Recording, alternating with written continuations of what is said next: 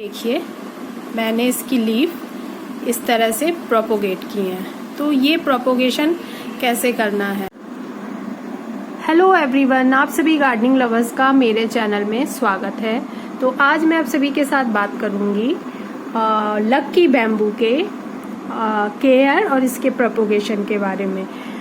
जैसे कि हम सभी जानते हैं कि फेंग शुई में इस पौधे को बहुत ही लकी या शुभ माना जाता है, इसीलिए शायद हम सभी के घर में ये पौधा हम जरूर लगाते हैं। और ये एक बहुत अच्छा इंडोर प्लांट है और ये पानी में बहुत इजीली आप इसे ग्रो कर सकते हैं।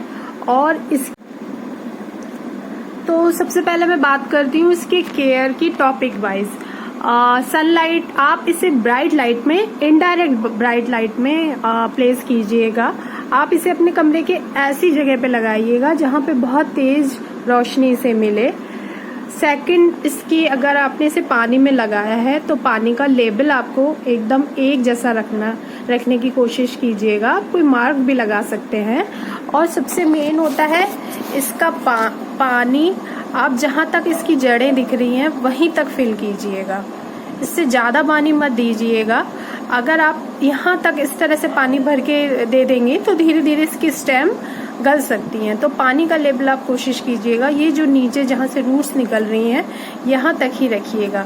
या आप एक काम कर सकते हैं, इसके अंदर जैसे कहीं बाहर जा रहे हैं या आप जल्दी जैसे मैं नॉर्मली 3 से 4 दिन के अंदर पानी चेंज कर देती हूँ। इवन जब गर्मियों में 2 दिन के अंदर ही पानी देना पड़ता है, क्योंकि मैं इतना सा पानी देती हूँ तो वो सूख जाता है बहुत जल्दी, क्योंकि कमरे में पंखा चलता है।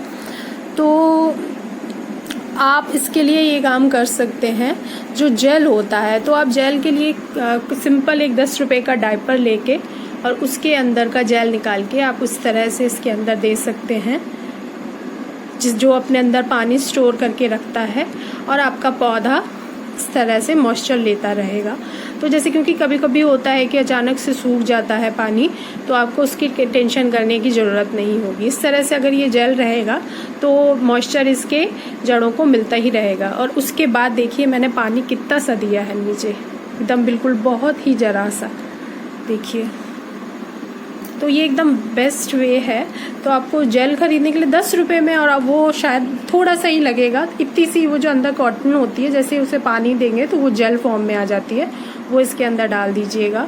तो वो इस तरह से आप अपने पौधे को काफ़ी, ये परमानेंट तो नहीं होता है लेकिन 1.5 से 2 साल तक आराम से चल सकता है। क्योंकि आपने भी नर्सरी में देखा होगा, जैसे जो जाड़ों का टाइम होता है उस समय ये नर्सरी में नहीं मिलता है नॉर्मली, और फिर जैसे अप्रैल मई से ही ये नर्सरी में बहुत आप देखेंगे, बहुत रास्ते में भी जगह जगह फिर ये मिलना शुरू हो जाता है।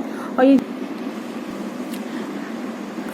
अब बात करूंगी फर्टिलाइज़र की। तो मैं तो नॉर्मली कोई फर्टिलाइज़र इसमें देती नहीं हूँ, लेकिन हाँ एक मैजिकल वाटर है वो मैं ज़रूर इसमें देती हूँ। वो है, मैं रेन वाटर हार्वेस्ट करके रखती हूँ। तो ये पानी मैंने बोतल में इस तरह से स्टोर करके रखा है, और इसी पानी को मैं बीच बीच में अपने प्लांटर में थोड़ा थोड़ा दे देती हूँ।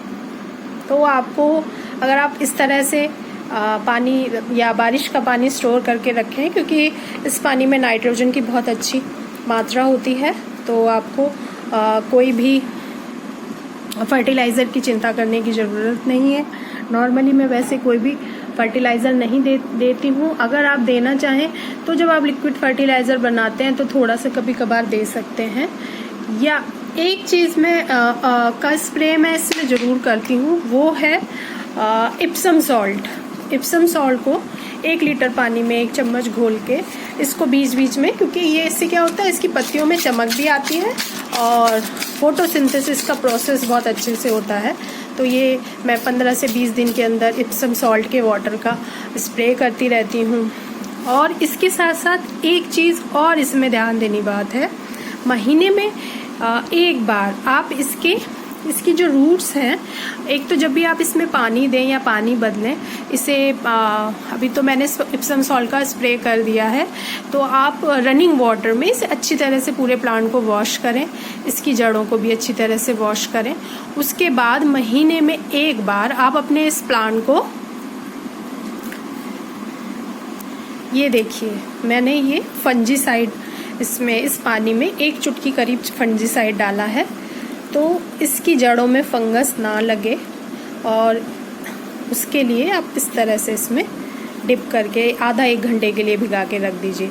चाहे तो आप इसी पानी में जो देते हैं हल्का सा डाल के रख सकते हैं, लेकिन नॉर्मली मैं इस तरह से इसमें वॉश करती हूँ। इसमें मैं 15 मिनट तक इसमें बैठे रहने दूंगी और उसके बाद इसको निकाल के मैं ऐसे पानी में लगा दूंगी।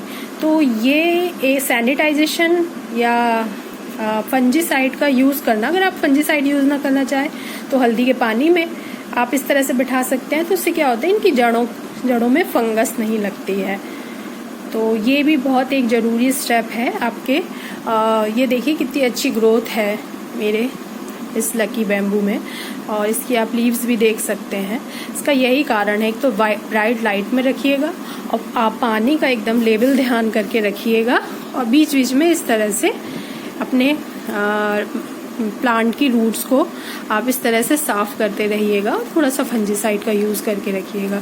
15 से 20 मिनट जब ये इसमें इस तरह से बैठ जाए उसके बाद निकाल के आप चाहें तो एक बार धो भी सकते हैं, या सिंपल ऐसे सिंपल पानी लेके उसमें धो लीजिए और फिर अपने जो पॉट में ऐसे रखते हैं आप उसमें लगा सकते हैं। तो ये एक स्टेप आपको 15 से 20 के दिन के अंदर अपने इस प्लांट में ज़रूर करते रहना है। स्पेशली अभी अगर क्योंकि मैं रेन वाटर यूज़ कर रही हूँ, तो आपको पता होगा रेन वाटर में फंगस लग जाती है। अगर आप और स्पेशली बारिश के टाइम पे थोड़ा ये चीज़ प्रॉब्लम होती है। और एक आप अपने पॉट को रेगुलर अच्छी तरह से वॉश करते रहिएगा, ये भी बहुत ज़रूरी स्टेप है। जिस दिन भी आप पानी चेंज कर रहे हैं और अपने वाटर को अपने प्लांट को पूरा शावरिंग कर रहे हैं, अपने पॉट को अच्छी तरह से साबुन से धो लीजिएगा। आप देख रहे हैं मेरा ये पॉट एकदम साफ और एकदम क्लीन है, तो इस चीज़ का भी ध्यान देने की ज़रूरत है आपको लकी बैम्बू की अच्छी ग्रोथ के लिए। देखिए मैंने इसकी लीफ इस तरह से प्रोपोगेट की हैं। तो ये प्रोपोगेशन कैसे करना है, तो आपको इसके लिए सिंपली अगर आपका प्लांट हेल्दी रहे, या फिर अगर आप देख रहे हैं कोई स्टेम येलो होनी शुरू हो गई है नीचे से हल्की हल्की सी, तो तुरंत आप ऊपर से इसकी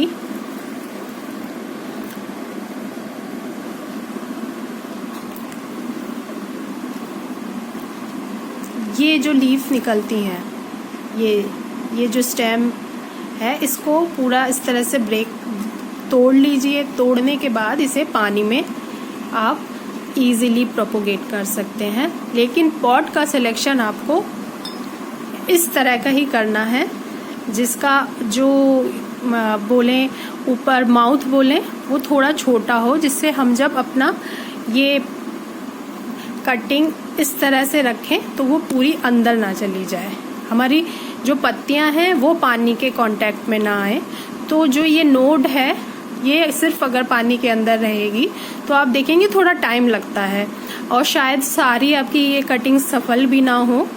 तो लेकिन जैसे मेरी लगभग 50% से अबव कटिंग सफल हुई है, तो आप देखेंगे 15-20 दिन लगेंगे। इस समय तो ये 20-25 दिन के अंदर ग्रो हो जाएंगी, हल्की हल्की रूट्स आपको दिखाई देने लगेंगी और आपकी रूट्स इस तरह से ग्रो हो जाएंगी।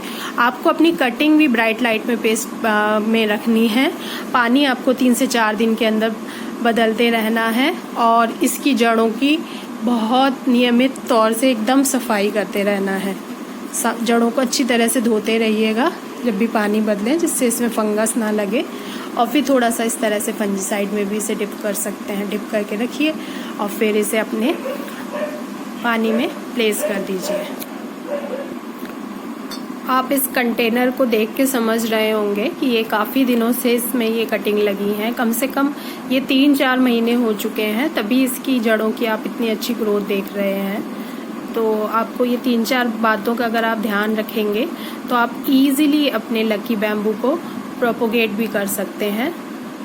स्पेशली अगर आपको लग रहा है कि आपका बैम्बू अब खराब हो रहा है, उसकी स्टेम अगर येलो पड़ रही है, तो उस समय आप तुरंत उसकी ऊपर से ये स्टेम कट करके इसे दूसरे पानी में प्रोपोगेट कर सकते हैं। तो इससे आपका लकी बैम्बू आपके पास और कुछ दिनों तक इसी तरह से हरा भरा बना रहेगा।